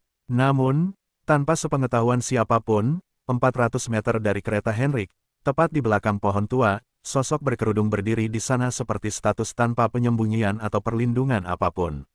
Ini adalah es tanpa silumannya yang aktif. Kabut gelap yang samar berputar-putar di sekitar jari-jarinya, yang tidak dia ketahui sama sekali. Dia telah benar-benar jatuh ke dalam trans setelah dia melihat serangan pedang dari Elder Cole. Es tiba-tiba merasa seperti disambar petir tiba-tiba, dan dia tiba-tiba merasakan keadaan ini saat teknik pedang bayangan ganda aktif dengan sendirinya. Es telah terjebak di ranah pertama teknik ini untuk waktu yang lama dan bahkan setelah dia merasa sangat dekat dengan terobosan, dia tidak dapat mencapainya tidak peduli seberapa banyak dia merenungkannya atau mempraktikannya. Pada akhirnya, dia benar-benar berhenti mempedulikannya dan berpikir ketika saatnya tiba dia akan menerobos secara alami. Namun, dia tidak pernah menyangka akan menyaksikan niat senjata di sini dan kemudian tiba-tiba merasa tercerahkan karenanya. Ini seperti bagian terakhir dari teka-teki yang jatuh pada tempatnya dan Es merasakan keadaan ini dan kemampuan silumannya juga menghilang karenanya. Sekarang, dia benar-benar tidak berdaya dan terbuka lebar. Jika Henrik tidak memperhatikan pertempuran perang dan mengaktifkan indera bela dirinya, dia mungkin telah memperhatikan fluktuasi samar dari belakang. Namun, bertentangan dengan harapan siapapun, seekor burung biru seukuran telapak tangan yang tampak tidak berbahaya sedang mengamati Es dengan mata bergelembungnya yang cerdas, sejak saat dia tiba-tiba muncul dari udara tipis. Selanjutnya, simbol pencurinya, burung hantu hitam, terungkap sepenuhnya karena ia menghadap pohon sementara punggungnya terbuka lebar. Tiba-tiba, burung kedua berwarna merah juga menolehkan kepala kecilnya ke arah sosok Es dan mulai mengamatinya dari arah lain. Kedua burung itu kini mengawasinya dari kiri dan kanan. Kemudian, kabut hitam yang berputar di sekitar tangan Es berubah menjadi bilah-bilah hitam kecil dan kedua bilah ini memiliki kilau hitam pekat. Di tepinya seperti Elder Cole, satu-satunya perbedaan adalah Cole memiliki kilau putih sementara milik Es hitam pekat. Es, yang sedang menatap ke dalam kehampaan, tiba-tiba tersadar, dan dua bilah ki gelap itu tiba-tiba terlepas dari tangannya menuju hutan lebat. Es kebingungan saat melihat dua bilah ki gelap itu bergerak melewati beberapa pohon sebelum benar-benar menghilang ke dalam hutan. Namun, sesaat kemudian, pohon-pohon yang hanya tertebas atau tertusuk oleh dua bilah ki itu mulai tumbang dan orang bisa melihat kulit pohon yang terpotong bersih seolah-olah bukan pohon melainkan mentega. Mata Es tiba-tiba berkilat gembira saat dia menyadari apa yang baru saja terjadi, dan suara sistem baru saja mengonfirmasinya. Selamat tuan rumah karena telah memahami ranah kedua, pedang jari, dari teknik pedang bayangan ganda. Namun, kegembiraannya berumur pendek saat dia tiba-tiba merasa diselimuti oleh indera bela diri yang kuat dan tekanan seperti gunung yang menguncinya. Keluarlah, suara dingin Henrik terdengar saat ini. Sial, ini benar-benar keadaan yang menyedihkan. Es mengumpat ketika akhirnya ia ingat bahwa ia sangat dekat dengan seorang kultivator alam jiwa Qi, dan waktunya untuk memahami alam kedua dari teknik pedang bayangan ganda tidak bisa lebih buruk dari sekarang.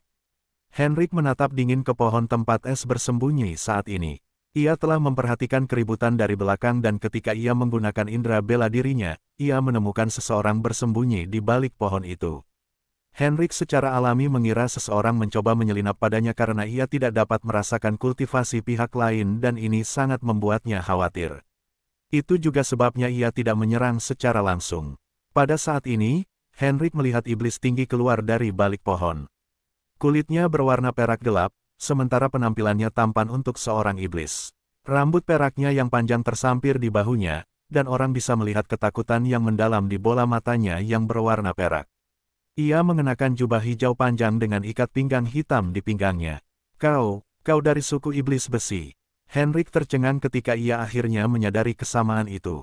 Bagaimana mungkin aku bisa merasakan kultivasinya sekarang, tetapi tidak sebelumnya? Henrik bingung dengan anomali aneh ini.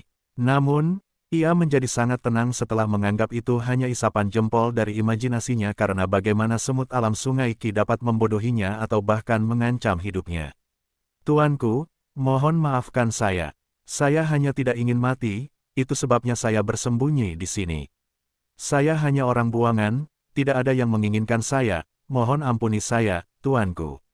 Pablo berlutut dan memohon agar nyawanya diselamatkan sambil menangis sejadi-jadinya. Mata Henrik berbinar-binar karena jijik ketika melihat pengecut ini bersembunyi di sini sementara sukunya berjuang untuk hidup mereka. Ia paling membenci orang seperti ini. Sepertinya ras iblis kita benar-benar mulai menurun karena bahkan pengecut sepertimu lahir di ras kita yang mulia. Henrik mendengus dingin saat dia melepaskan aura seorang kultivator alam jiwa pada Pablo. Pablo mulai gemetar karena tekanan, sementara tanah di sampingnya mengeluarkan suara retak.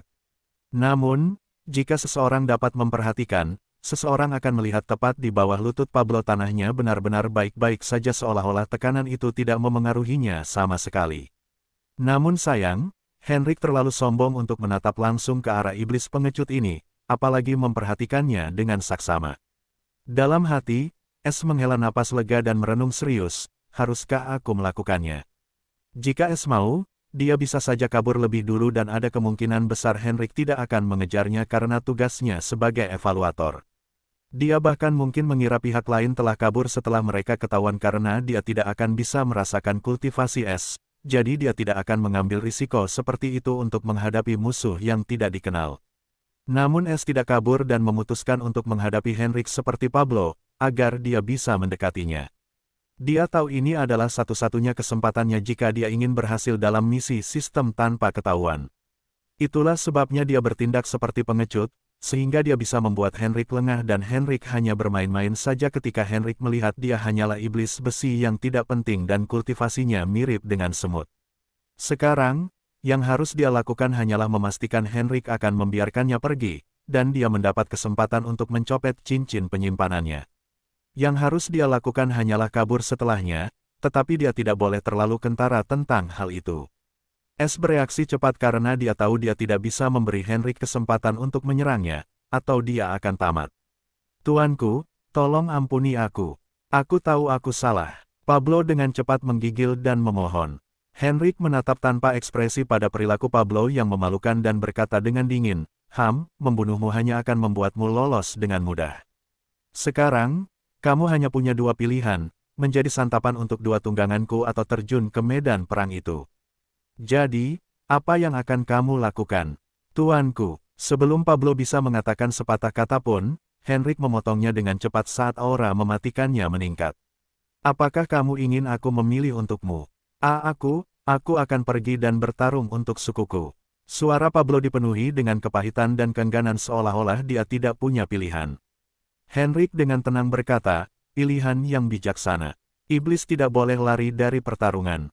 Di sisi lain, New Moon dengan jelas melihat semua drama yang terjadi ketika formasi pengintaiannya menangkap Pablo. Namun dia dengan cepat kehilangan minat dan dengan jijik memarahi Pablo yang pengecut. Dia juga paling membenci iblis-iblis semacam ini. Setelah melihat Henrik menangani pengecut ini dengan cantik, dia mengangguk puas dan berhenti memperhatikan mereka lagi dan mengalihkan fokusnya ke perang yang berkecamuk lagi. Es merasakan tekanan padanya lenyap setelah ini, dan dia tahu Henrik memberi isyarat padanya untuk bergerak. Dia menarik napas dalam-dalam dan bergerak menuju medan perang yang berjarak 1000 meter dari tempat ini. Dia melihat Henrik telah sepenuhnya mengabaikannya setelah dia memberi perintah seolah-olah Pablo tidak akan berani lari. Es sangat menghargai gerakan Henrik ini, tetapi dia tahu jika dia membuat gerakan aneh, Henrik akan langsung bereaksi. Kabar baiknya adalah Henrik tidak menggunakan indera bela dirinya lagi, sementara New Moon juga tidak bereaksi dengan cara apapun setelah dia memasuki jangkauan formasi misterius itu. Ketika Es hanya berjarak 200 meter dari kereta Henrik, dia diam-diam membentuk benang jiwa dan mulai mengendalikannya, lalu melayang ke arah Henrik. Dia tahu dia tidak boleh lengah atau Henrik mungkin menyadari sesuatu, dia juga tidak boleh terlalu lambat, dia harus menunjukkan bahwa dia tidak sengaja bergerak lambat. Itulah sebabnya dia berlari dengan kecepatan seorang pembudidaya sungai yang kosong. Es dengan cepat mencapai tanda 100 meter dan benang jiwanya meluncur di kereta, membungkuk ke arah atap tempat Henrik duduk. Setelah benang jiwa itu hanya berjarak 1 meter dari Henrik, Es berhenti karena dia sangat dekat dengan Henrik saat ini, dan dia mungkin akan mengawasinya dengan saksama. Akhirnya, Es menyeberangi kereta Henrik sambil berlari menuju medan perang, dan dia akhirnya berada dalam pandangan Henrik. Jadi, dia tidak melarikan diri atau mencoba sesuatu yang aneh. Ya itu juga bagus karena aku tidak perlu bergerak pada seorang pengecut lagi, Henrik berpikir sejenak sebelum berhenti memperhatikan Pablo. Akan tetapi, dia gagal menyadari benang jiwa seperti rambut telah melilit cincin penyimpanannya di jari manis tangan kirinya. Sama seperti yang dipikirkan Es, Henrik tidak pernah menganggap Pablo sebagai ancaman, dia juga tidak menggunakan indera bela dirinya bahkan setelah Pablo muncul dari hutan lebat itu. Jika dia hanya memindai jauh di dalam hutan, dia bisa melihat banyak pohon yang ditebang dan merasa sangat aneh. Bahkan sekarang, jika dia bisa mengaktifkan indera bela dirinya sejenak, dia akan dapat dengan mudah merasakan benang jiwa Es di cincin penyimpanannya. Namun sayang, dia tidak pernah menyangka hal seperti ini bisa terjadi, dan dia akan mempelajarinya dengan cara yang sangat sulit. Es sekarang berada 200 meter jauhnya dari Henrik, tetapi dia masih tidak mengaktifkan pencopetnya karena dia tahu Henrik akan langsung menyadarinya. Bagaimanapun, dia tidak sepenuhnya fokus pada satu tempat. Tetapi dia harus melakukannya dalam jarak 50 meter, atau dia tahu benang jiwanya akan menjadi sangat tidak stabil saat itu. Itu juga alasan dia tidak menggunakan benang jiwa dari jarak 400 meter karena dia tahu dia akan gagal dan bahkan membuat Henrik waspada. Pada saat ini, suara letusan besar bergema di area tersebut dan semua orang langsung fokus, kecuali Es yang sedang menunggu uang recehnya. Copet. Tanpa ragu, dia mengaktifkan copet itu dan merasakan tambahan baru di tempat pencurinya. Dia berhasil. Tanpa ragu, sambil memanfaatkan situasi ini, dia mempercepat langkahnya dengan kecepatan kilat dan dia bahkan mengaktifkan mode silumannya saat dia sangat dekat dengan pasukan Siamang yang akan dia gabungkan dalam barisan mereka sebelum dengan cepat memasuki Iron Demon City menuju tempat persembunyiannya. Dia tahu selama dia berada di tempat terbuka, dia tidak aman, dan dia harus memasuki tempat persembunyiannya sebelum Henrik menyadari cincin penyimpanannya yang hilang. Tidak seorang pun menyadari pendatang baru yang memasuki barisan pasukan Dark Gibbon Demon, karena semua orang melihat ke arah tembok kota. Gianni saat ini dengan bangga melihat celah besar sepanjang 20 meter yang baru saja dibuatnya di tembok kota. Dia tahu dia telah menyelesaikan misinya dan juga meningkatkan moral sesama anggota sukunya. Pada saat ini, Dustin berteriak sekeras-kerasnya. Pasukan pertama, ketiga, dan ke-8 menyerbu kota. Sementara Dustin dan sukunya bergerak, Es tentu saja ada di antara mereka, tetapi fokusnya tertarik oleh pemberitahuan sistem, yang tidak bisa diabaikan begitu saja. Sama dengan. Pickpocket berhasil. Host mencuri. Harta karun luar angkasa. Low grade 2 harta karun luar angkasa penyimpanan, 1. Tanda pisah. Harta karun alkimia. Low grade 1 pil, 1933. Intermediate grade 1 pil, 672. Alkohol medis, 500 barel high grade 1. Tanda pisah. Harta karun kerajinan Smith. Middle grade 2 senjata, 1. Tanda pisah. Harta karun kerajinan Rune. 9 star Arais, 3. Low grade 2 formasi, 1. Rusak. High grade 1 kontrak budak, 10. Tanda pisah. Batu Ki. Level puncak, 8,31 miliar. Low grade minus 1 banding 81 juta. Middle grade minus 1 banding 14 juta. High grade 1, 844 ribu. Peak grade 1, 155 ribu. Low grade minus 2 banding 550. Tanda pisah. Hadiah. Hadiah, 100.150 poin pencuri. Tanda pisah. Peringkat pencurian. Pencurian tingkat tinggi, 1. Hadiah pencurian tingkat tinggi pertama, 50.000 TP dan 1 jimat surgawi. Tanda pisah. Poin pencuri, 5.512.000. Tanda pisah. Misi sampingan, 2. Misi, mencuri dari orang kaya. Status, selesai. Hadiah, token peningkatan item telah dikirim ke tempat pencuri. Sama dengan. Apa? Aku bisa mendapatkan jimat surgawi dengan cara ini juga. Es terkejut ketika dia melihat dia mendapatkan jimat surgawi setelah mencetak pencurian tingkat tinggi pertamanya. Ini benar-benar di luar dugaannya bahwa Henrik akan memberinya pencurian tingkat tinggi dan bahkan membantunya mendapatkan hadiah pencurian tingkat tinggi pertama. Lebih jauh lagi, ini adalah pertama kalinya ia berhasil mencuri dengan tingkat tinggi dari si pencopet. Sebelum Es dapat melihat jimat surgawi macam apa yang ia dapatkan, suara sistem kembali berdering. Sama dengan. Catatan perpisahan pencuri telah dibuka. Silakan tulis catatan perpisahan pencuri yang berisi 100 kata atau kurang, yang akan muncul di lokasi pencurian tingkat tinggi. Sistem mendeteksi bahwa pencurian tingkat tinggi ini dilakukan pada makhluk hidup. Silakan pilih bagian mana saja dari tubuh makhluk hidup ini di mana tuan rumah ingin catatan perpisahan pencuri ini muncul. Waktu, 00, pukul 1.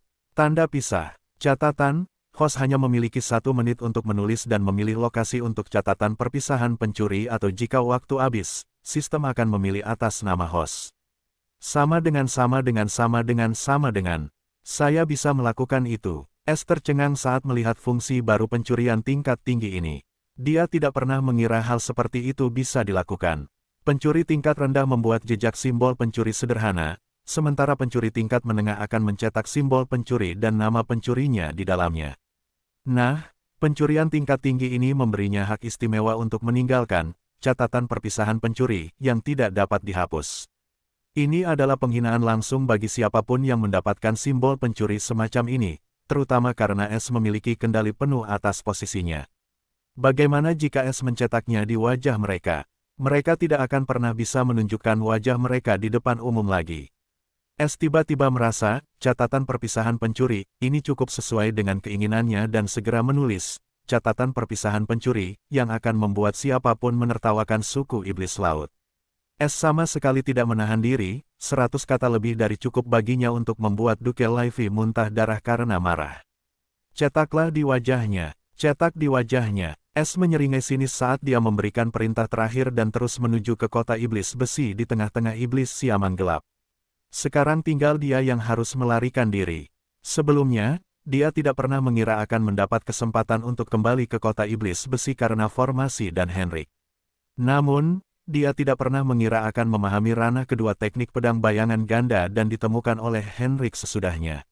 Namun, semuanya berjalan dengan baik karena kecerdasannya yang cepat dan keterampilan aktingnya. Dia tidak hanya berhasil mencetak pencurian tingkat tinggi sambil mendapatkan jimat surgawi, tetapi dia bahkan mendapat kesempatan untuk mempermalukan suku iblis laut dengan catatan perpisahan pencuri. Tunggu, karena aku sudah dikelilingi oleh ribuan iblis, aku harus memanfaatkannya sepenuhnya sampai aku mencapai sisi lain tembok kota. Siapa yang tahu berapa lama aku harus tinggal di bawah tanah setelah Henrik menemukan apa yang terjadi dengan cincin penyimpanan dan wajahnya. Es tersenyum dingin saat dia terus bergerak di antara pasukan iblis siamang yang dengan gila-gilaan menyerbu ke arah celah di tembok kota. Meskipun lebih dari separuh pasukan siamang gelap masih tertahan, pasukan yang menyerbu ke arah tembok kota masih berjumlah lebih dari 100.000. Es seperti ikan yang baru saja memasuki air saat 200 benang jiwa melesat dari 10 ujung jarinya, masing-masing jari mengendalikan 20 benang jiwa. Dia bahkan mengaktifkan indera surgawinya karena formasi bulan baru tidak dapat menemukan atau menemukannya dalam kekacauan ini. Es melesat maju sambil bersembunyi jauh di antara para prajurit dan tidak ada yang memperhatikannya dalam serbuan besar ini.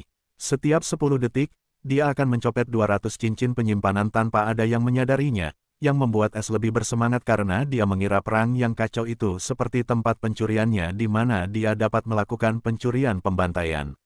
Matanya tiba-tiba berbinar ketika dia melihat jarak antara dia dan kota setan besi hanya tersisa 50 meter, dan dia tiba-tiba melihat ke arah setan-setan siamang yang menunggangi beruang perang. Terutama kelompok Giani, yang tidak terlalu jauh darinya saat ini, hanya 100 meter di sebelah kirinya. Tetua Cole dan Dustin berada di paling depan, memimpin serangan ini. Es berhenti memperhatikan para penjahat kecil itu, dia telah mencuri lebih dari 2000 cincin penyimpanan dalam waktu singkat ini. Namun dia tidak puas dengan pencurian tingkat rendah, dia menginginkan pencurian tingkat menengah sehingga dia dapat meningkatkan peringkat pencurinya. Itulah sebabnya fokusnya beralih ke iblis-iblis pada beruang perang. Dia tahu beberapa dari mereka mungkin memberinya pencurian tingkat menengah. Ada 500 beruang perang di garis depan serangan ini dan semuanya adalah pembudidaya inti Sungai Qi. Kebanyakan dari mereka berada di tingkat pertama inti Sungai Besi. Es tentu saja menargetkan kelompok terlemah ini terlebih dahulu. Saat ini, dia berada di garis depan pasukan penyerang ini hanya beberapa puluh meter jauhnya dari beruang perang. Ketika Es mencopet 200 pembudidaya inti Sungai Besi pertama, mereka akhirnya menyeberangi tembok kota yang hancur. Namun, jantung Es berdebar-debar ketika dia disambut oleh pemandangan meriam besar yang tersusun rapi dalam barisan sejauh 500 meter. Dia hampir melupakannya. Dia tahu meriam perang itu digunakan untuk pertahanan kota dan dengan ukuran meriam itu, mereka dapat dengan mudah meledakkan pembudidaya inti Sungai Qi puncak menjadi serpihan daging yang melukai para pembudidaya inti Sungai Besi. Hanya pembudidaya inti Sungai Perunggu atau lebih tinggi yang dapat menghindarinya. Total ada 200 meriam besar dan ada juga 500 meriam berukuran lebih kecil. Tepat di belakang meriam itu, Elian dengan tenang menunggangi binatang buas setinggi 5 meter yang tampak seperti kuda, tetapi gigi runcingnya terlihat dari bibirnya sementara warnanya benar-benar coklat, dan ia memiliki tanduk seperti paku sepanjang 1 kaki yang tumbuh tepat di antara telinganya yang seperti anjing. Jenis tunggangan yang sama juga berada di bawah semua kultivator inti Sungai Qi, dan di belakang para kultivator itu terdapat tanah lapang yang luas. Semua rumah telah lenyap sepenuhnya dari kota, dan terdapat pasukan besar suku setan besi.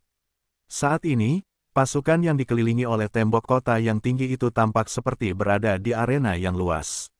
Decker terkekeh dingin, melihat barisan besar itu seolah-olah dia sudah menduga hal ini, dan berteriak, "Jangan menyanjung. Meriam-meriam itu tidak akan dapat mencapai kalian, dengan kami tulang-tulang tua di depan. Serang saja tanpa rasa takut dan hancurkan semua yang ada di jalan kalian. Kami akan segera mengambil tanah ini sebagai rumah kami, serang." Ketika lolongan Decker memudar, para prajurit menyerang dengan gila-gilaan sementara para beruang perang itu melepaskan raungan kolektif sebelum bergegas menuju binatang-binatang iblis seperti kuda itu dengan mata mereka yang ganas. Elian mencibir saat ini dan berteriak, "Lepaskan semua jebakan." Dengan demikian, simbol-simbol rune yang bersinar muncul dari tanah, menutupi seluruh area antara pasukan yang menyerang dan pasukan suku setan besi di belakang meriam. Namun, Dustin hanya mengerutkan kening, tetapi dia tidak memerintahkan siapapun untuk berhenti dan terus menyerang. Dia telah bertempur dalam banyak perang seperti itu di alam liar sepanjang hidupnya, dan dia tahu pengorbanan diperlukan untuk perang. Itu juga sebabnya dia hanya membawa 1/5 pasukannya ke dalam tembok kota, meskipun tahu bahaya memasuki Gunung Harimau. Di sisi lain, yang menyatu dengan para prajurit siamang yang menyerang, memiliki perasaan yang sangat rumit, saat dia melihat ratusan iblis terbunuh oleh jebakan di setiap langkah sementara mereka masih menyerang tanpa mengedipkan mata pada mereka yang jatuh dengan tekad untuk mati. Ini adalah pertama kalinya dia berada di tengah-tengah pembantaian seperti itu. Dia hanya menghela napas dalam diam dan terus bergerak menuju suku setan besi karena dia selalu melangkah di tempat yang aman tanpa memicu jebakan apapun dan dengan mudah menghindari jebakan apapun yang dipicu oleh prajurit karena jebakan itu hanya dapat melukai para kultivator Sungai Qi, dan dia jauh lebih kuat daripada kultivator Sungai Qi manapun. Setelah mendapatkan kembali ketenangannya, dia kembali mulai mencopet para petinggi alam inti Sungai Qi karena dia tahu dia hanya punya sedikit waktu sebelum bentrokan tatap muka dan pada saat itu mereka akan melihat banyak harta karun penyimpanan yang hilang. Terutama para kultivator inti Sungai Qi. Ini akan menyebabkan keributan besar, dan dia tidak ingin berada di tengah-tengahnya saat saatnya tiba.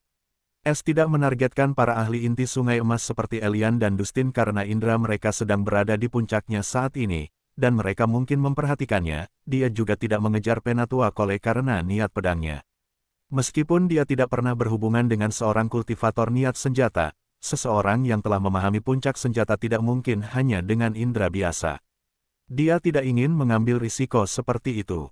Lagi pula, itu hanya cincin penyimpanan dari seorang ahli inti Sungai Perak, yang tidak akan menyakiti S, yang telah mencopet ribuan cincin penyimpanan hanya dengan berlari.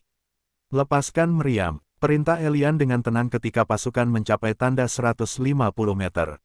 Meskipun meriam itu membakar sejumlah besar batu ki bermutu, Elian tidak peduli karena dia tahu itu bukan saatnya untuk menyimpan kekayaan, tidak setelah dia mengetahui musuh memiliki seorang pembudidaya pedang di antara barisan mereka. Dia ingin menyingkirkan iblis tua itu secepat mungkin, dan dia bahkan punya rencana untuk itu yang dia simpan untuk Giani, tetapi di matanya, Penatua Kole jauh lebih besar dari ancaman daripada 10 Giani. Setan-setan besi yang berdiri di samping setiap meriam dengan cepat menembakkannya saat banyak suara ledakan memenuhi area tersebut. Blokir mereka, Dustin meraung saat tombak emas sepanjang 3 meter muncul di tangannya yang berbentuk kait. Dia mengacungkannya dengan ki coklat dan mengayunkannya ke arah meteoroid itu seperti bola meriam yang datang ke arah mereka. Penatua Kole juga mengayunkan pedangnya yang mengacungkan ki zamrud dan memblokir lebih dari 20 bola meriam. Namun, sesuatu yang aneh terjadi pada saat ini, ketika iblis siamang dari tahap inti Sungai Perunggu melengking dan berteriak ngeri, "Mengapa aku tidak bisa menarik senjataku?" Tidak, ledakan. Dia terkejut dan menerima serangan langsung dari bola meriam, yang meninju lubang besar di perutnya. Namun, ini bukanlah akhir, ada banyak teriakan yang terdengar, bernyanyi dengan nada yang sama. "Sial, aku tidak bisa merasakan. Ledakan, di mana? Ledakan, bajingan yang mana? Ledakan." Hampir semua iblis siamang inti Sungai Qi diledakkan oleh bola meriam setelah lengah oleh hilangnya senjata mereka atau, lebih tepatnya, cincin penyimpanan.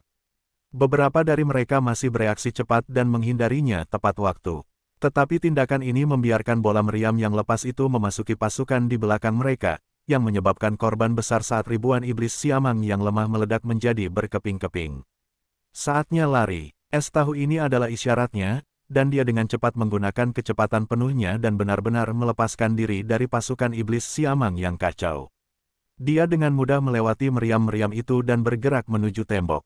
Dia dengan mudah melewati iblis-iblis besi tahap inti Sungai Besi yang duduk dengan arogan di tunggangan mereka dan berhasil memasuki pasukan iblis besi. Tapi dia tidak tinggal untuk menjarah mereka kali ini dan langsung masuk lebih dalam ke kota iblis besi menuju tempat persembunyian ini. S tahu perang ini akan berubah menjadi kekacauan besar. Dustin akhirnya menyadari apa yang terjadi di belakangnya ketika dia mendengar teriakan kaget dan kesal. Bajingan, jebakan macam apa yang baru saja mereka gunakan? Dustin mengumpat keras saat dia melihat ke arah pasukan iblis besi. Namun, dia tiba-tiba menyadari wajah Elian yang bingung saat ini dan merasa ada yang tidak beres. Serang mereka lagi dengan cepat. Elian benar-benar tidak tahu apa yang telah terjadi, tetapi entah bagaimana para pembudidaya inti Sungai Qi itu berubah menjadi orang bodoh dan tidak menghalangi bola meriam itu. Karena kejadian aneh ini, lebih dari separuh pembudidaya inti Sungai Qi dari suku Gibbon Gelap sekarang terluka parah dan beberapa dari mereka meninggal atau diambang kematian. Itulah sebabnya Elian memutuskan untuk memanfaatkan kecelakaan dan kekacauan ini di pasukan iblis Gibbon Gelap dan mengurangi jumlah mereka sebanyak mungkin. Dia juga tahu Dustin dan Tetua Kole tidak dapat menghalangi semua meriam itu, dan pembudidaya inti sungai yang tersisa dari suku iblis besi menjadi gila karena sesuatu. "Ketua, cincin penyimpananku hilang, dan jejak burung hantu aneh ini telah menggantikannya."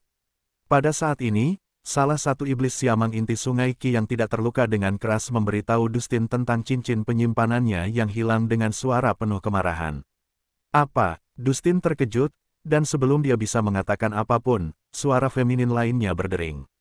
"Cincin penyimpananku juga hilang, tetapi jejak burung hantu aneh ini telah muncul di sisi punggung tanganku dan ada nama yang terukir di sayap ini, Langit Pencuri Langit.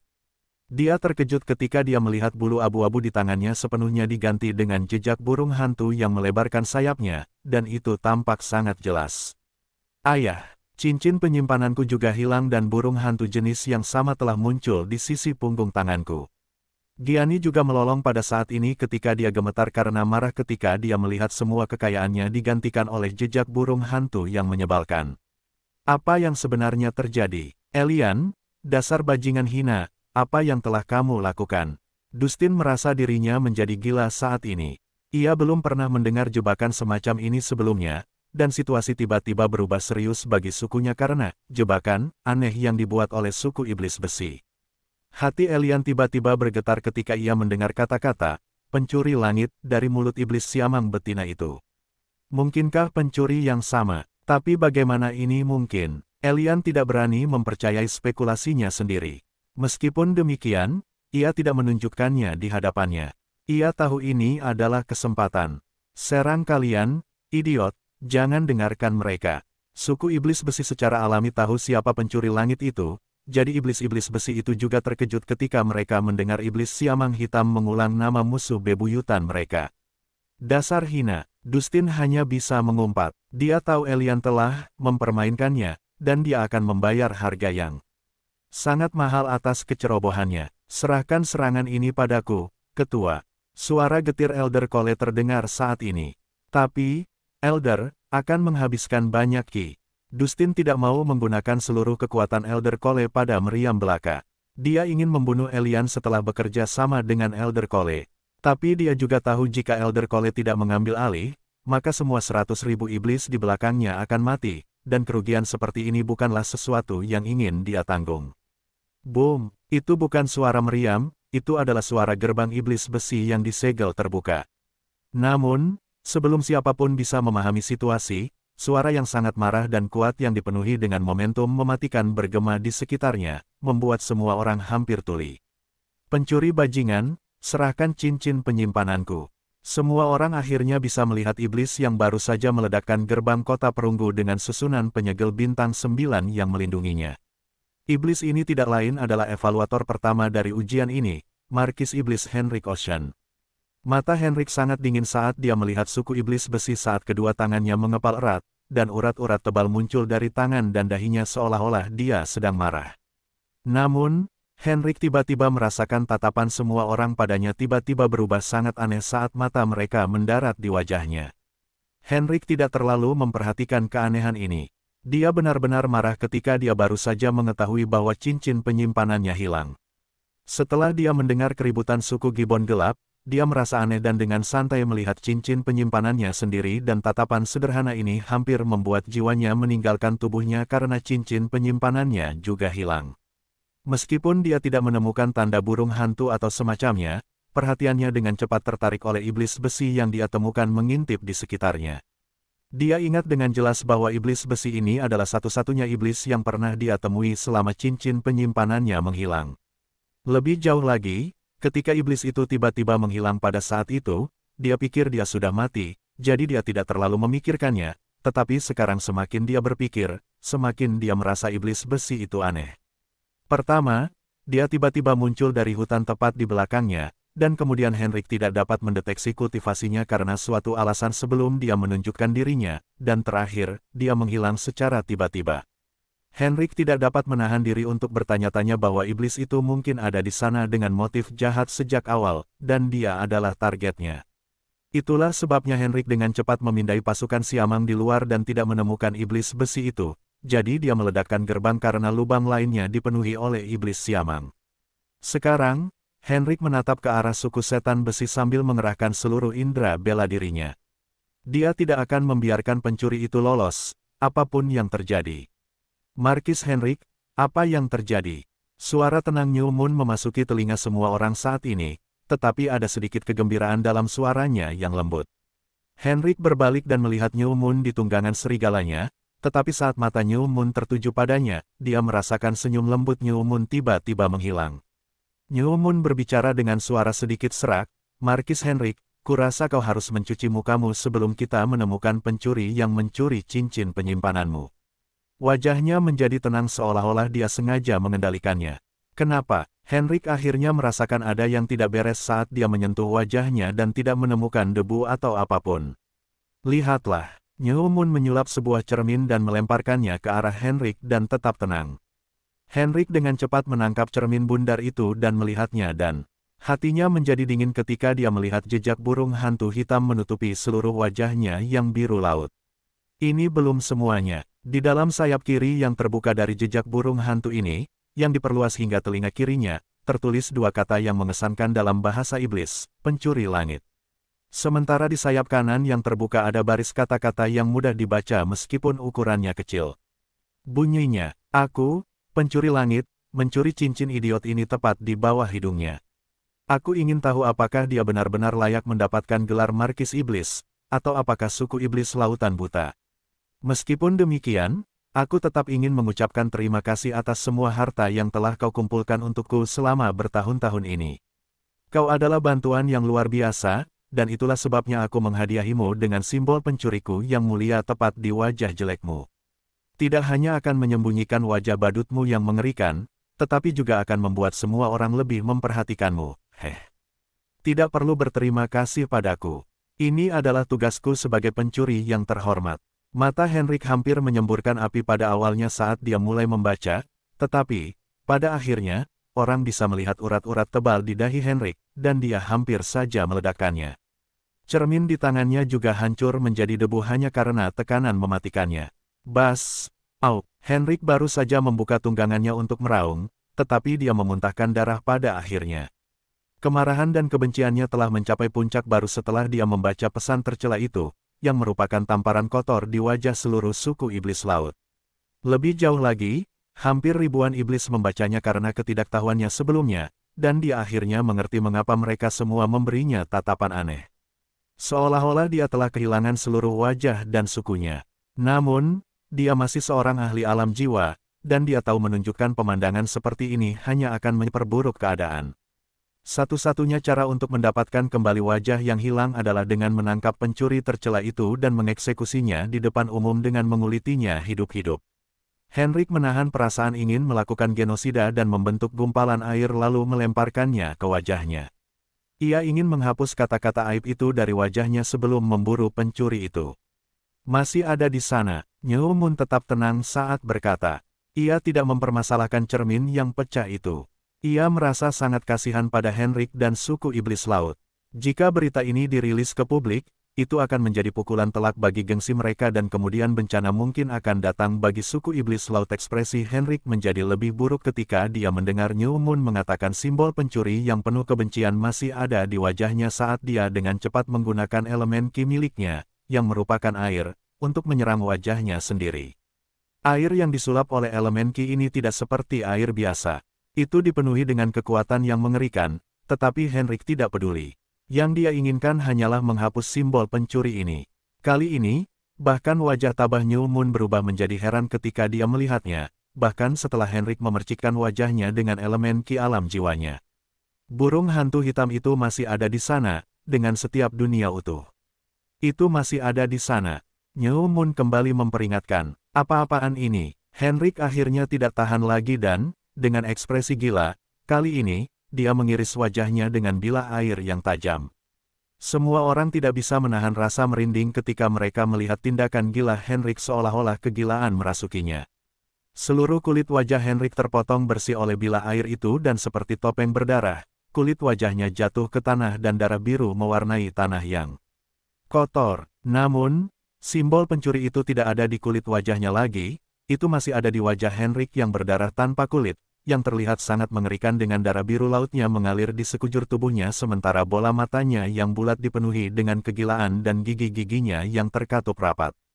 Tapi burung hantu hitam itu masih ada di wajahnya bahkan tanpa kulit, dan itu diwarnai dengan darah biru laut, tetapi orang masih bisa melihat dengan jelas garis gelapnya dengan jelas. Henrik tampak seperti iblis gila langsung dari neraka dengan wajah tanpa kulitnya saat ini. Markis Henrik, kendalikan dirimu, simbol pencuri ini mungkin adalah hasil dari sihir Hex, yang berarti itu tidak akan hilang hanya dengan mengupas kulitmu, aku punya sedikit informasi tentang Hex tetapi melukai diri sendiri bukanlah cara untuk menyelesaikannya.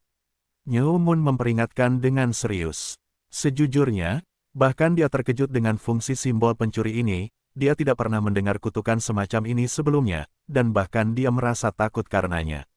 New Moon tiba-tiba merasakan kegelisahan muncul di hatinya dari pencuri misterius ini yang juga menjadi targetnya. Mungkinkah dia, Hex Master, dari salah satu suku yang mempraktikkan Hex Magic, tetapi bagaimana ini mungkin? Suku-suku itu telah lama diberantas oleh keluarga kerajaan dan semua warisan mereka dihancurkan. Atau apakah dia tersandung pada warisan reaming mereka? New Moon tidak bisa tidak memikirkan semua catatan yang dia baca di perpustakaan Miss Demon King Castle.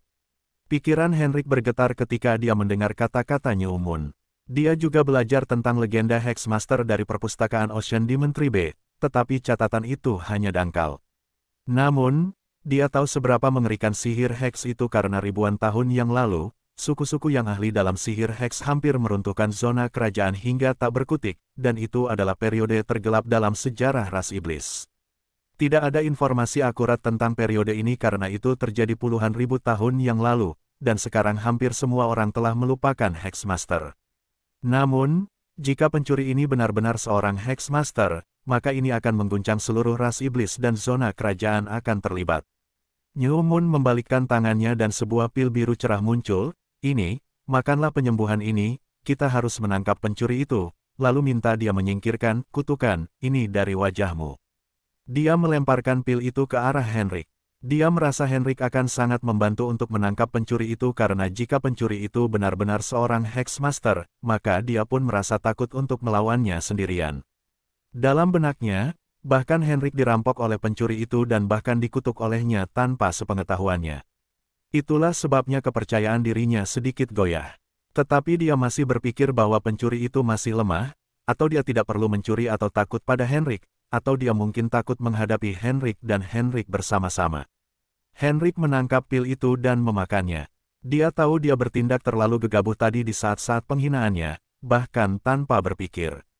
Darah biru laut itu berhenti dengan cepat, dan kulit baru mulai terbentuk di wajahnya setelah memakan pil penyembuh tingkat rendah satu itu. Namun, simbol pencuri itu tetap seperti sebelumnya. Henrik merobek dua potong besar jubah putihnya yang berdarah, dan dia menutupi separuh wajahnya dengan satu potong dan dahinya dengan yang lain. Sekarang, hanya matanya yang dingin yang terlihat. New Moon menunggu sampai Henrik selesai menyembunyikan kutukan burung hantu itu dan akhirnya mengalihkan perhatiannya ke pasukan besar itu.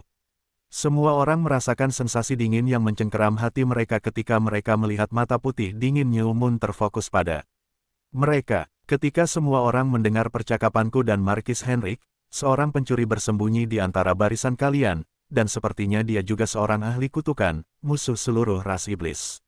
Pencuri itu baru saja merampok seorang Markis Iblis dan ikut campur dalam tantangan perang gelar bangsawan yang sedang berlangsung dengan merampok para ahli dari pasukan penantang. Kedua kejahatan ini dihukum dengan ribuan kematian dan pemusnahan seluruh suku melalui eksekusi publik.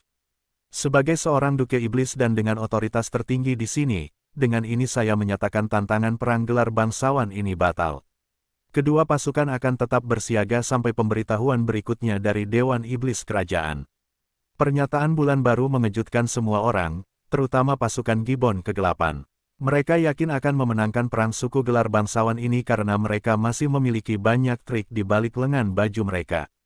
Namun, Dustin merasa lega karena kemunculan pencuri misterius itu benar-benar mengejutkannya dan eselon atas mereka berkurang setengahnya. Jika mereka meneruskan perang ini, bahkan jika mereka menang, seluruh suku mereka hanya akan tersisa setengahnya atau bahkan kurang. Itulah sebabnya keputusan ini mirip dengan masa tenggang bagi Dustin. Sebaliknya, Elian merasa mereka telah kehilangan kesempatan besar untuk memenangkan perang ini dan merasakan kebenciannya terhadap pencuri langit itu mencapai puncaknya dan tidak dapat menahan diri untuk tidak mengutuk dirinya sendiri karena begitu ceroboh dengan melakukan pekerjaan yang ceroboh dan bahkan berani merampok seorang Markis Iblis dan mempermalukannya. Meskipun demikian, dia tidak berani menyuarakan pendapatnya karena entah mengapa, mata New Moon dan Henrik tertuju pada pasukan sukunya dan ini membuatnya sangat kesal. Mungkinkah mereka berdua berpikir bahwa pencuri itu terkait dengan sukuku karena dia hanya menargetkan musuh kita? Pikiran ini tiba-tiba muncul di benak Elian dan membuatnya bergidik, bajingan itu benar-benar musuh bebuyutan suku kita. Elian merasakan kebencian yang sangat dalam di hatinya ketika dia mengira dia berada di posisinya semua karena bajingan ini dan bahkan merasa ingin menangis atas keadaan ini. Mengenai Hexmaster, atau Hex Magic, sepertinya tidak ada yang tahu apa arti kata-kata ini karena kedua suku tidak memiliki sejarah yang panjang, atau akses ke informasi lama, seperti keberadaan para Demon Duke. Sekarang setelah ini selesai, aku ingin semua orang menyimpan senjata mereka dan mereka yang memiliki simbol burung hantu yang sama berkumpul di sebelah timur tembok kota. Perintah New Moon. Dia tidak langsung mencari pencuri itu, dia ingin memisahkan para korban ini terlebih dahulu dengan simbol pencuri ini karena dia telah membaca tentang Hexmaster tingkat tinggi yang dapat mengaktifkan kutukan melalui media apapun selama ada kutukan di atasnya, dan dia tidak ingin mengalami skenario seperti itu sendiri. Dia tidak menjadi seorang Demon Duke hanya dengan kekuatannya sendiri, dia juga memiliki kecerdasan untuk mendukungnya. Henrik tidak berbicara atau menghentikan tindakan New Moon. Dia tahu New Moon ada di pihaknya, dan semua fokusnya adalah pada Iron Demon Tribe. Dia hampir yakin bahwa pencuri itu bersembunyi di antara barisan mereka. Jika dia melarikan diri dari luar, para korban itu tidak akan tiba-tiba muncul di dalam tembok kota. Ini telah meningkatkan peluang mereka untuk menangkap pencuri itu, dan Henrik tidak sabar untuk menangkap bajingan licik itu. Pada saat ini, 1821 korban berkumpul bersama, termasuk semua pembudidaya inti sungai itu, dan mereka masih tidak yakin tentang 102 inti sungai yang mati dan ribuan prajurit yang tewas oleh meriam. Ironisnya, semua korban ini berasal dari suku Dark Gibbon, yang membuat Elian semakin tidak nyaman, dan Dustin serta para anggota suku Dark Gibbon menjadi marah, tetapi jumlah korban ini sangat mengejutkan semua orang, termasuk Henrik dan New Moon, karena hampir mustahil untuk mencuri dari banyak orang ini tanpa diketahui. New Moon bahkan merasa formasinya tidak berfungsi sama sekali karena semua ini terjadi di bawah hidungnya dan formasi pengintaian bahkan tidak mendeteksinya. Namun, itu bukan kesalahan formasi karena tidak cukup kuat untuk membedakan antara indera surgawi es dan benang selatannya dalam kekacauan itu. Kalian semua akan menjadi bukti pelanggaran aturan perang gelar bangsawan ini karena ada Hexmaster yang hadir di barisan musuh, New Moon menyatakan. Namun, wajah Elian dan semua orang di sisi suku setan besi berubah ketika New Moon berkata, barisan musuh, yang secara harfiah menandakan suku mereka.